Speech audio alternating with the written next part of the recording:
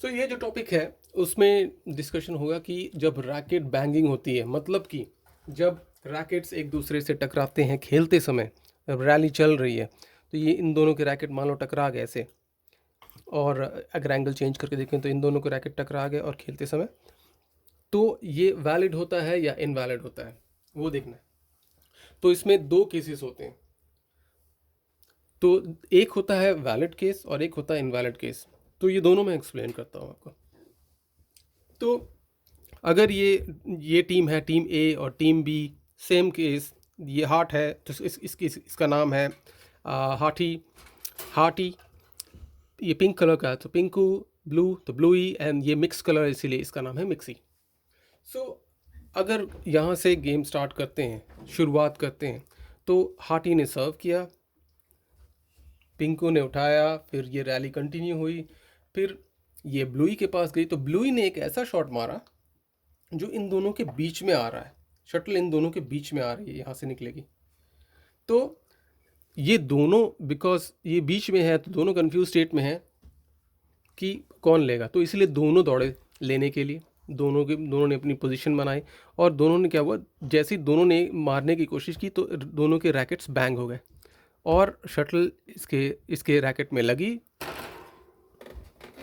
और शटल दूसरी तरफ चलेगी। अगर इसको थोड़ी सी एंगल करके देखेंगे तो क्या हुआ, तो शटल मान लो इस तरफ से आ रही है तो ये दोनों के बीच से पार होने वाली है, बट ये दोनों के बीच से पार होने वाली है तो दोनों दौड़े लेने के लिए और दोनों ने अटेम्प्ट किया मारने के लिए शटल। तो दोनों ने जैसे अटेम्प्ट किया तो हाथी थोड़ा सा पीछे था और मिक्सी आगे, तो दोनों ने जैसे किया बैंग हुआ, यहाँ पर बैंग हुआ, लेकिन शटल सिर्फ मिक्सी के रैकेट में लगी और रैकेट में लग के उधर दूसरी तरफ चलेगी। तो इसमें से इस केस में क्या होता है, इस केस में रैली कंटिन्यूज, तो ये वैलिड है, ये इनवैलिड नहीं है, ये फॉल्ट नहीं है। तो इसीलिए रैली कंटिन्यू होती जाएगी। तो रैली कंटिन्यू हुई और इसने उछल के स्मैश मारा, स्मैश परफेक्ट गया, इसने पॉइंट जीता, मतलब टीम ए ने पॉइंट जीता, हाथी ने पॉइंट जीता, टीम ए ने पॉइंट जीता। वो तो पॉइंट्स हो गए 1-0, ये वैलिड केस है, राइट। तो 1-0 पॉइंट हो तो इसका मतलब है कि चलो हाथी दोबारा सर्व करेगा तो इसका मतलब पोजीशन चेंज होगी।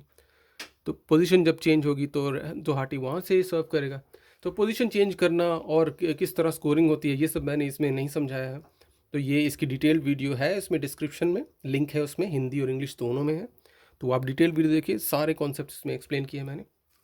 और अब सेकंड टाइम 1-0 का स्कोर है, हाथी ने सर्व किया, ब्लूई ने रिप्लाई किया, मिक्सी ने लिया, फिर ब्लूई की तरफ गया और ब्लूई ने फिर से वैसे ही शॉट मारी ताकि इनको कंफ्यूज किया जा सके और बीच में फिर से आई।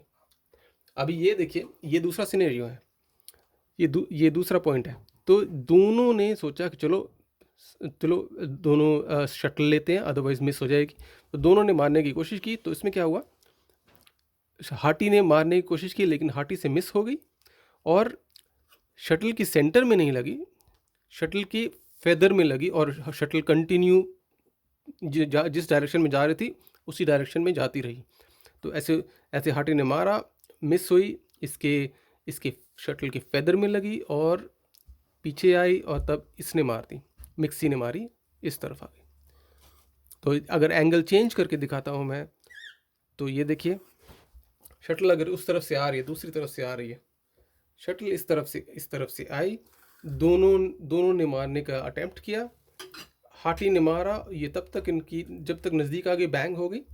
बैंग होने से शटल का फेदर है जो वो इस पे लगा, हाथी के रैकेट में लगा, शटल कंटिन्यू करके पीछे जाती रही और तब तक इसने मतलब कि दूसरे रैकेट में मिक्सी के रैकेट में लगी और उस तरफ चलेगी।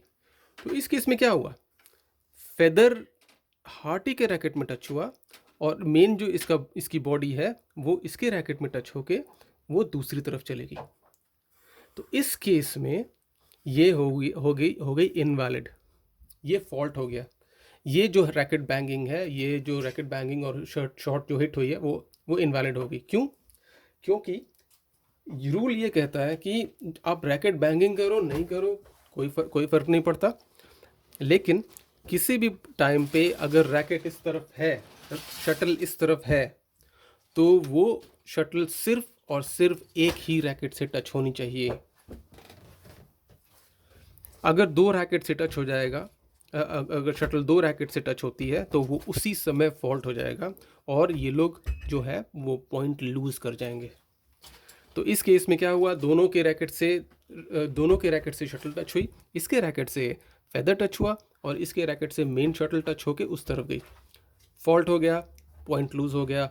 अभी टोटल पॉइंट्स कितने हो गए, 1-1, सर्विस चेंज होगी और फिर स्कोरिंग के हिसाब से सर्विस डिसाइड होगी कि कौन सर्विस करेगा। वो डिटेल वीडियो आप देख लीजिए, मेरे डिस्क्रिप्शन में है। तो ये है रैकेट बैंगिंग के दो सिनेरियो। वैलिड जब बैंगिंग होने के बावजूद जब एक ही रैकेट से टच हुई शटल, वो वैलिड है। और दूसरा सिनेरियो है बैंगिंग और जब दो रैकेट से टच हुई शटल, दोनों रैकेट से शटल टच हुई, तो वो हो गया इनवैलिड सिनेरियो। Thank you.